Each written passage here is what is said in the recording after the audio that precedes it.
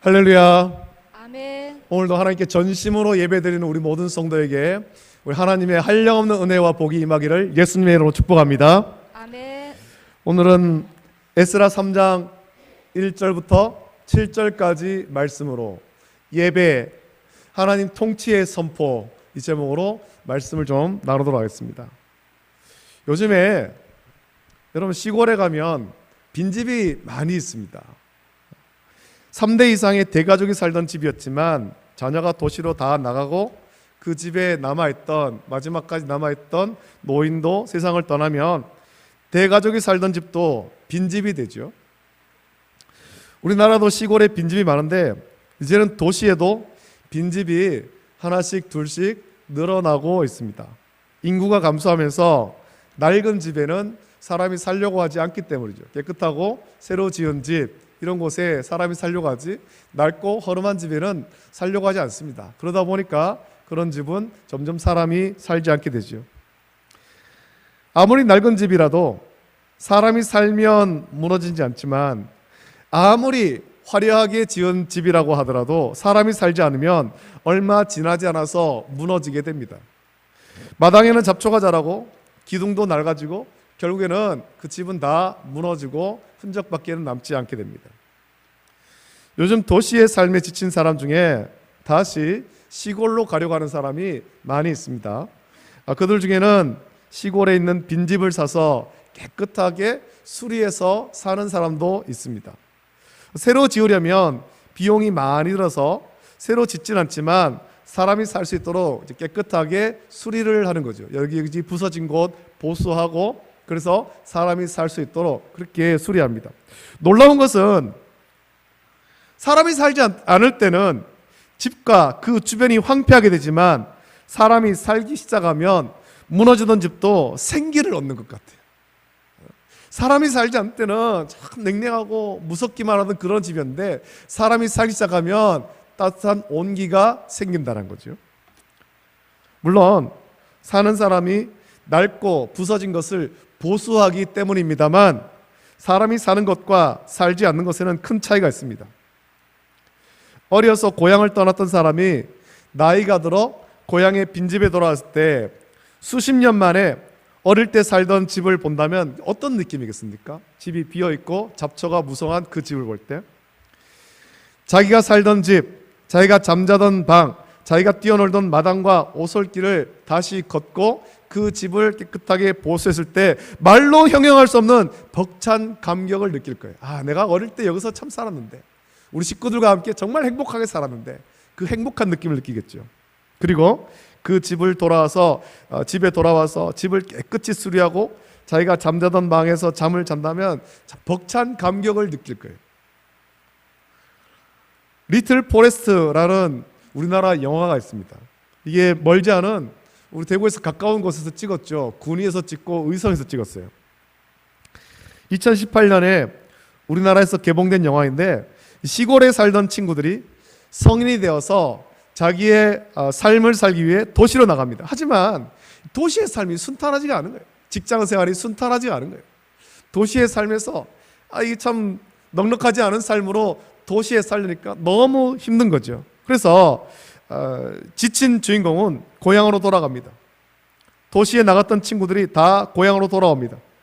도시로 나가면서 빈집이 되어버린 고향집에 돌아와서 아무도 모르겠지 하고 그 밤에 몰래 집에 돌아온 거예요.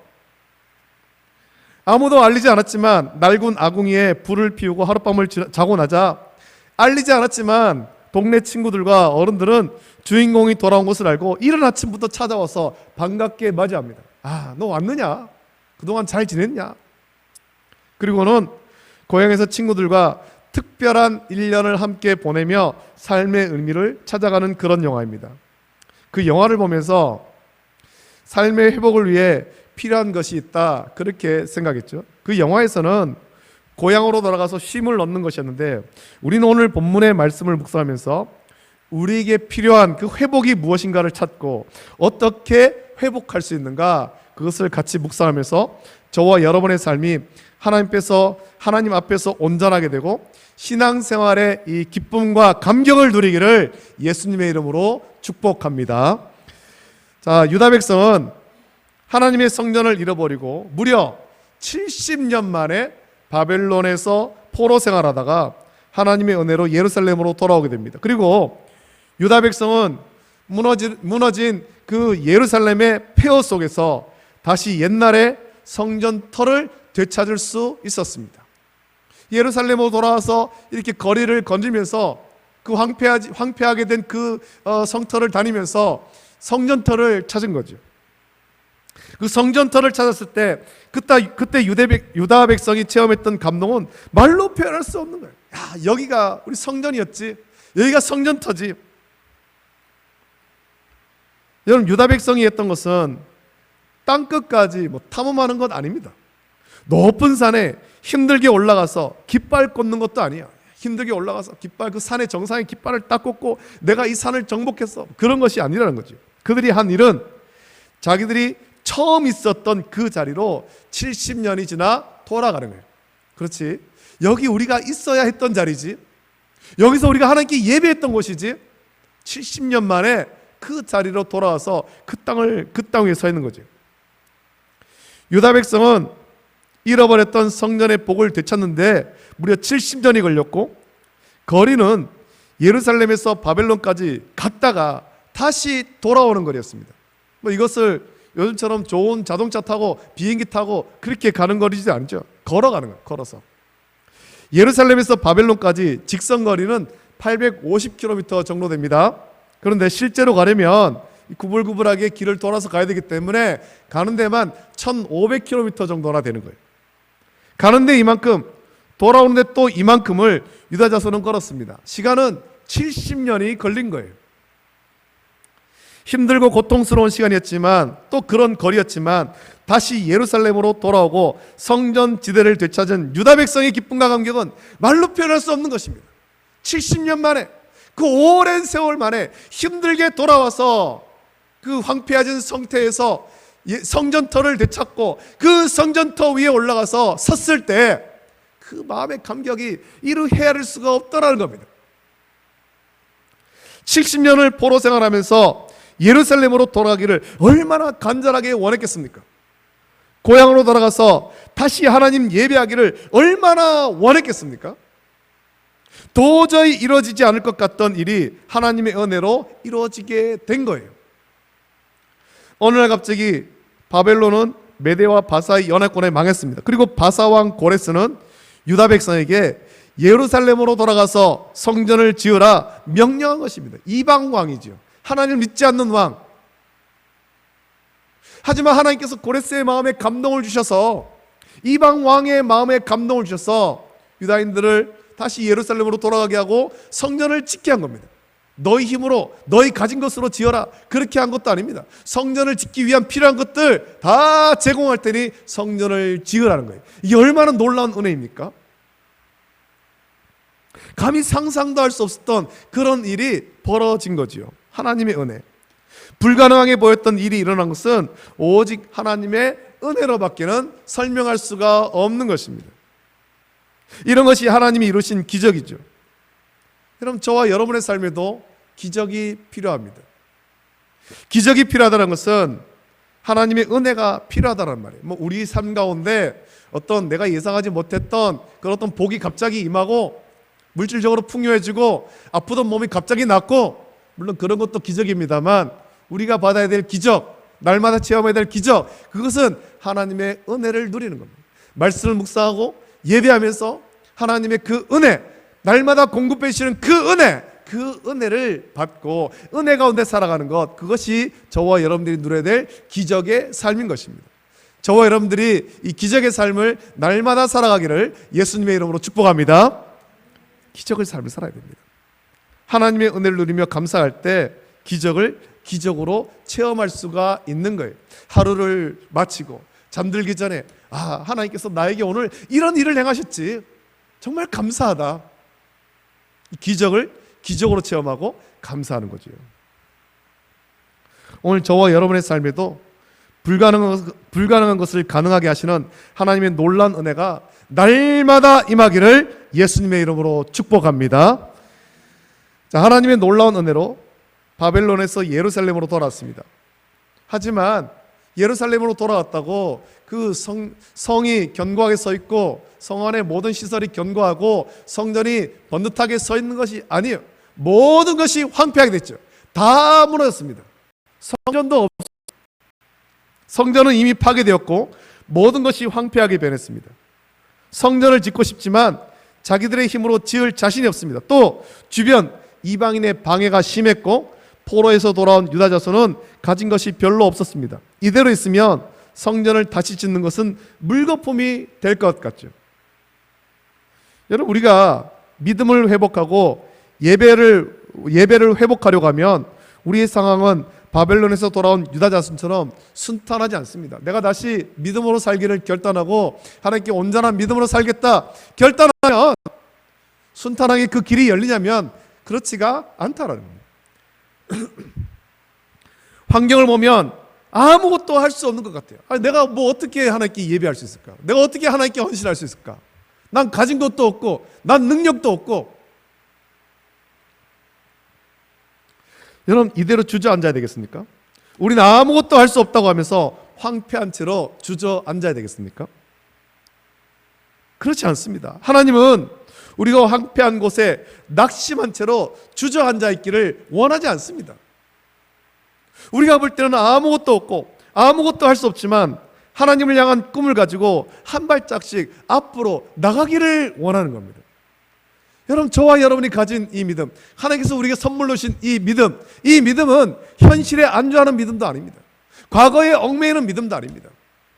우리는 아무것도 아니고 아무것도 가진 것도 없지만 하나님을 바라보면서 미래를 향해서 앞으로 나가는 거예요. 우리 눈에 보이는 것 아무것도 없고 우리 손에 쥔 것 아무것도 없지만 구원하신 주님 바라보면서 믿음의 발걸음을 내딛는 것입니다. 아브라함의 믿음, 갈 바를 알지 못했지만 하나님이 인도하시는 곳으로 나가는 그 믿음, 미래를 향하는 나가는 믿음이어야 하는 것입니다. 저와 여러분들이 미래를 소망하고 미래로 향해서 주님을 의지해서 나가는 그런 믿음의 성도 다 되기를 예수님의 이름으로 축복합니다. 믿음으로 나가야 됩니다. 믿음으로. 우리가 어떻게 앞으로 나가야 되겠습니까? 우리가 앞으로 나가기 위해서 가장 먼저 해야 될 일이 있습니다. 오늘 그것을 말씀하려고 합니다. 앞으로 나가기 위해서는 어떻게 되는가? 온전한 예배를 회복해야 되는 것입니다. 교회의 회복과 부흥을 위해서 가장 먼저 해야 되는 것은 각자의 심령이 회복되고 각자가 하나님께 온전한 예배를 하는 것입니다. 교회가 부흥하는 것은 온전한 예배가 회복되어야 되는 거예요. 바벨론에서 예루살렘으로 돌아온 유다 백성은 성전터에서 예배를 회복했습니다. 구약에서는 제사로 하나님께 예배했는데 하나님께 제사하면서 유다 백성은 자기들이 성전을 지을 수 있다, 이 자신감을 갖는 겁니다. 그리고 결정적으로 예루살렘에서 성전터를 찾아서 거기서 성전지대를 놓은 것입니다. 성전지대라고 하는 것은 뭔가 대단한 것을 한 것이 아닙니다. 그죠? 성전의 기초석을 거기에 놓는 거예요. 기초석. 아직 성전을 짓지 못했지만 기초석을 놓을 때 돌아온 유다 백성의 마음에는 드디어 성전을 지을 수 있겠다, 우리가 이제 성전을 지을 수 있겠다, 그런 마음이 들었으면서 또 함께 모여 찬송하고 노인들은 감격해서 통곡하면서 온 겁니다. 여러분, 유다 백성에게 성전은 아주 중요한 것이죠. 특히 유다와 이스라엘이 망하고 하나님의 은혜로 바벨론 포로 생활 70년 만에 돌아왔을 때 성전의 회복, 성전을 다시 짓는 것은 무엇보다 중요한 것입니다. 돌아온 유다 백성이 이것을 다 느꼈는데 이유는 그것 아닙니까? 그들이 망한 이유를 깨달은 거예요. 우리가 왜 망했는가? 나라가 왜 망했는가? 남유다와 북이스라엘이 왜 망했던가? 70년의 포로 생활과 또 하나님의 은혜로 다시 돌아왔을 때 그것을 절실하게 깨달은 거예요.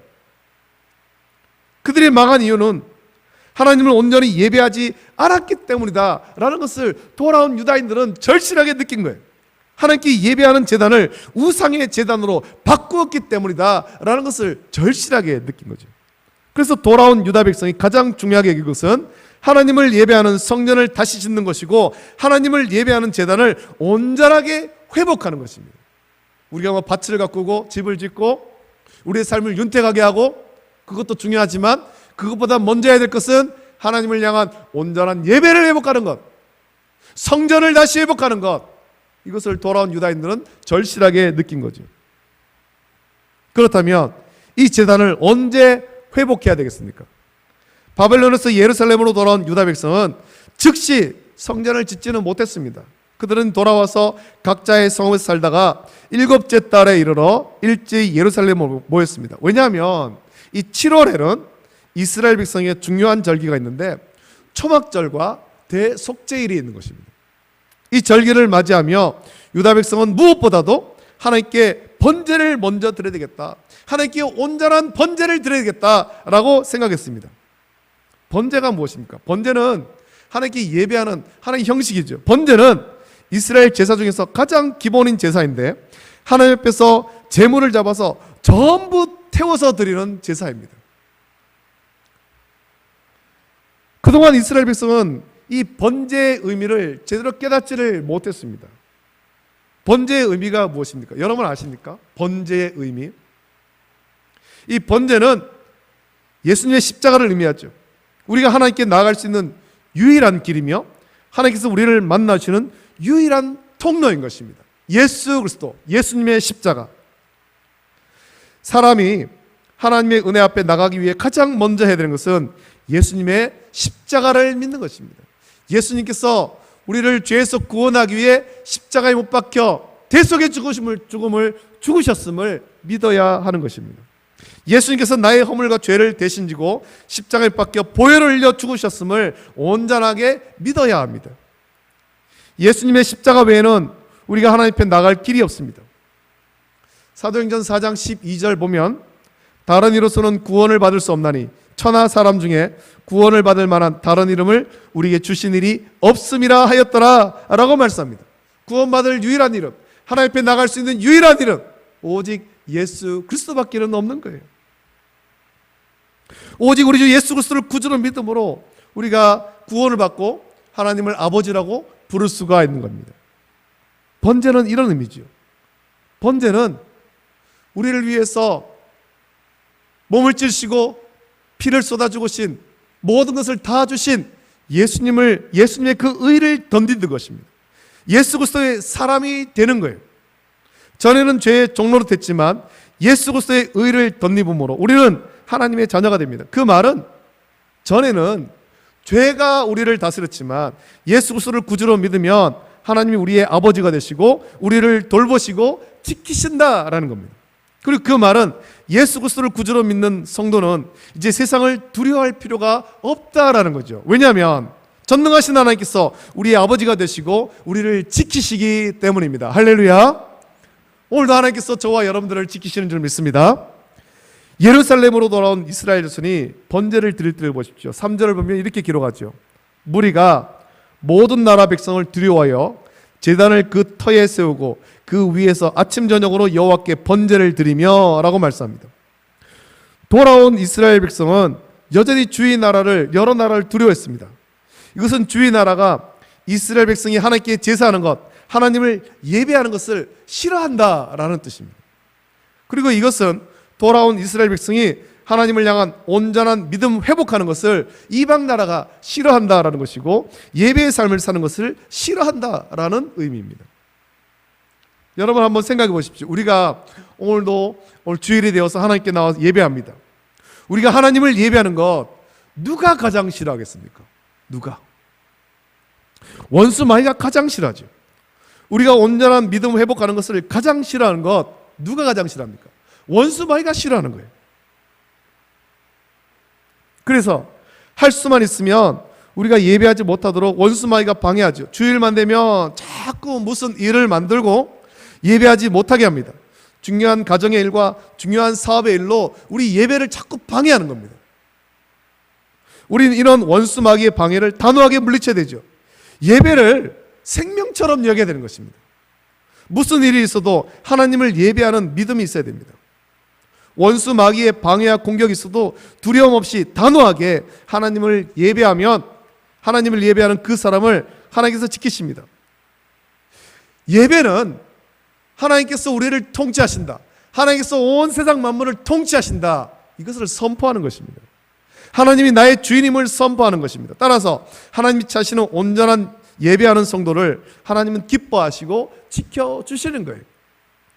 주의 나라의 방해가 두렵지만 돌아온 이스라엘 백성은 하나님을 예배합니다.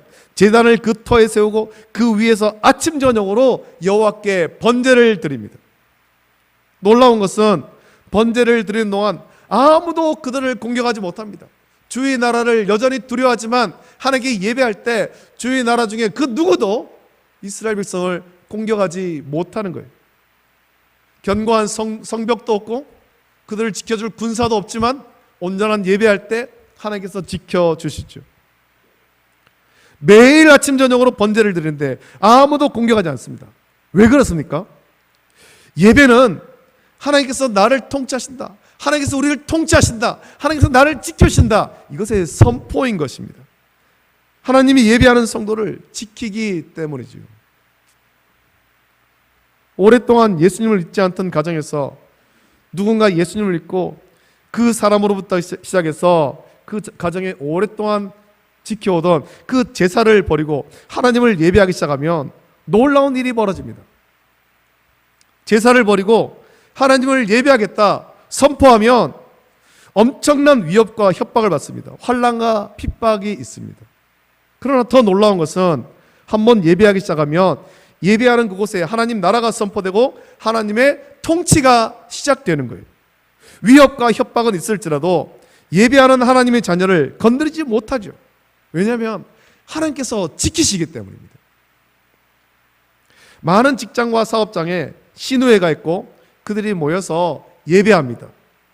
교회도 아니고 일하는 곳이지만 그곳에서 그 성도들이 모여 예배한다는 것은 이곳을 하나님이 통치하시고 하나님 나라가 이곳에 임한다라는 것을 선포하는 거예요. 하나님이 지키시고 돌보심을 선포하는 것입니다. 이곳에서 일하고 있는 성도를 하나님께서 지켜심을 선포하는 것입니다. 우리가 전혀 하나님께 예배하지 않던 곳에서 하나님을 예배할 때 그것은 그곳에 하나님의 나라가 임한다라는 것을 선포하는 것이죠. 원수마귀가 다스리던 것을 정복해서 하나님 나라로 바꾸는 것입니다. 그래서 우리가 참되게 예배할 때 원수마귀가 싫어하고 이런저런 방해를 하는 것입니다. 그러나 원수마귀가 아무리 방해해도 우리가 하나님만 믿고 하나님이 기뻐하시는 참된 예배, 영과 진리로 드리는 참된 예배를 할 때 하나님이 우리를 기뻐하시고 지켜주십니다. 그리고 참되게 예배하는 성도와 그 가정과 그리고 교회를 하나님께서 회복시키시고 부흥시켜 주시는 것입니다. 오늘 우리에게 가장 시급하고 중요한 것은 예배 회복입니다. 각 사람이 온전한 예배를 회복하는 겁니다. 그냥 주일마다 예배당에 나온다고 예배하는 것이 아니죠. 하나님이 기뻐하시는 예배를 해야 되는 것입니다. 영과 진리로 예배해야 되는 것입니다. 전심으로 하나님을 예배해야 되는 거예요.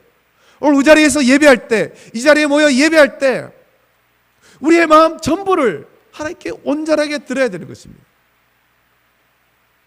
목소리를 크게 해서 하나님을 찬양하고 하나님 말씀에 귀를 기울이고 전심으로 예배해야 되는 것입니다. 거룩한 산 제물이 되어 하나님을 예배해야 되는 것입니다.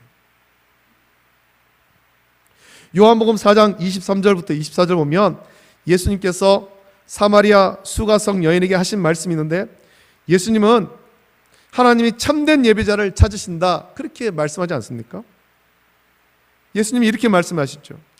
아버지께 참되게 예배하는 자들은 영과 진리로 예배할 때가 오나니 곧 이때라.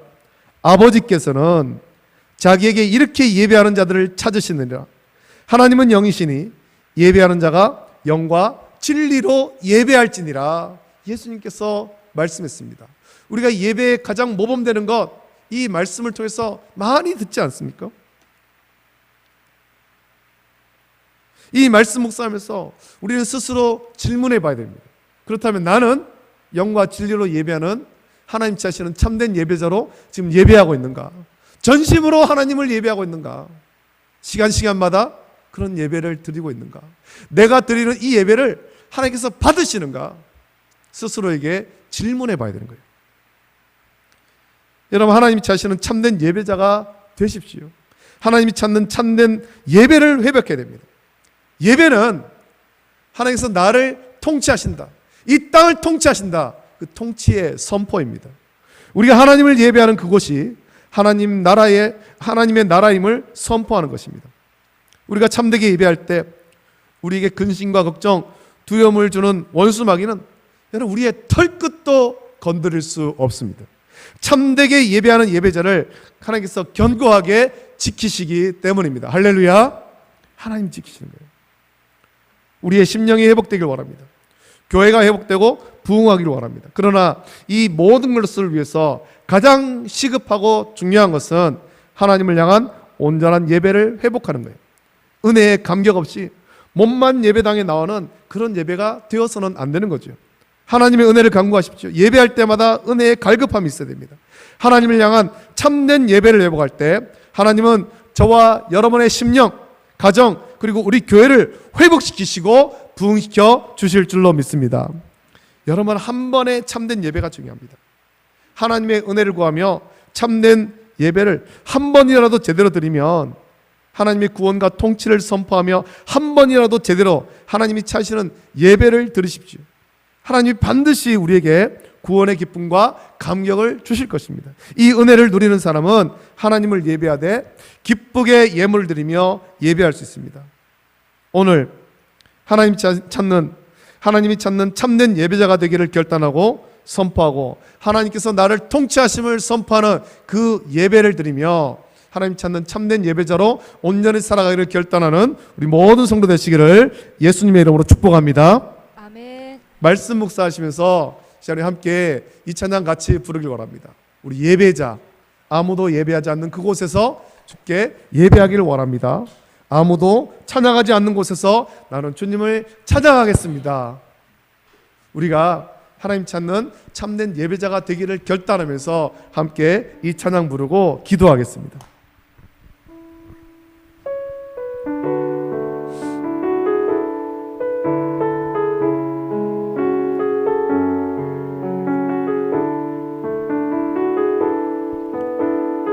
아무도 예배하지 않는 그곳에서 아무도 예배하지 않는 그곳에서 주를 예배하리라.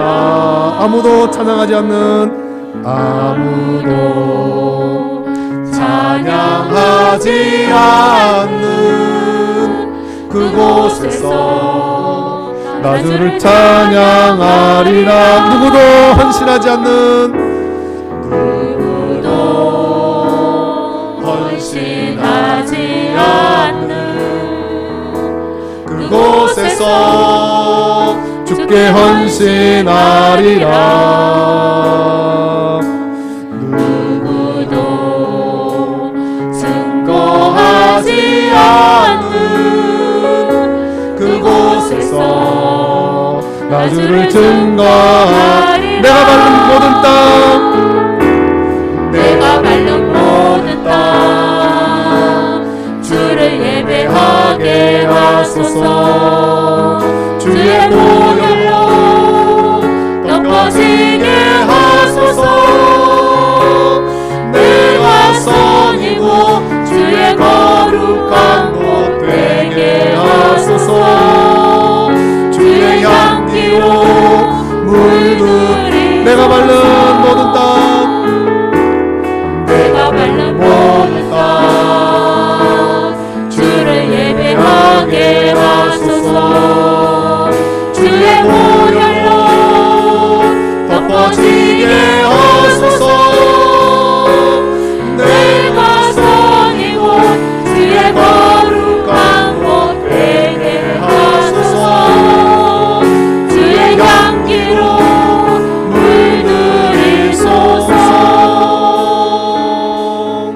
이제 우리 함께 기도하겠습니다. 함께 기도할 때 하나님의 은혜로 70년 만에 다시 예루살렘으로 돌아와서 그 성전터를 찾고 그곳에 다시 제단을 쌓고 하나님께 예배했던 그 이스라엘 백성들의 그 마음을 우리가 회복하길 원합니다. 오늘 우리도 하나님, 내 삶의 회복, 우리의 가정의 회복, 우리 교회 회복, 우리가 많은 것이 우리에게 필요하지만 무엇보다도 하나님 앞에 온전한 예배 회복하기를 원합니다.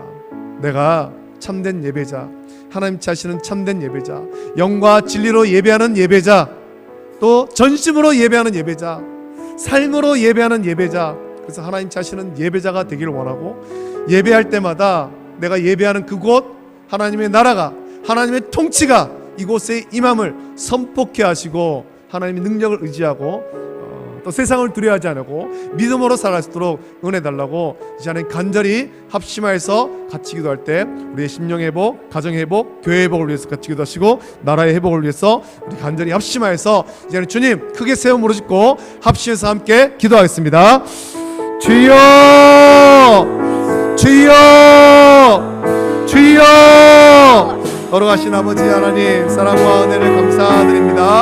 아버지 하나님, 오늘 말씀을 통하여서 바벨론 포로 생활 70년 만에 돌아왔던 이스라엘 백성들이 아버지 하나님 그 예루살렘으로 돌아와서 황폐한 그 땅 가운데 다니며 아버지 하나님 성전터를 찾고, 아버지 하나님 성전터 위에서 아버지 하나님 초막절과 7.7절에 이르러 그곳에 모여 온전한 번제를 드렸음을 묵상합니다.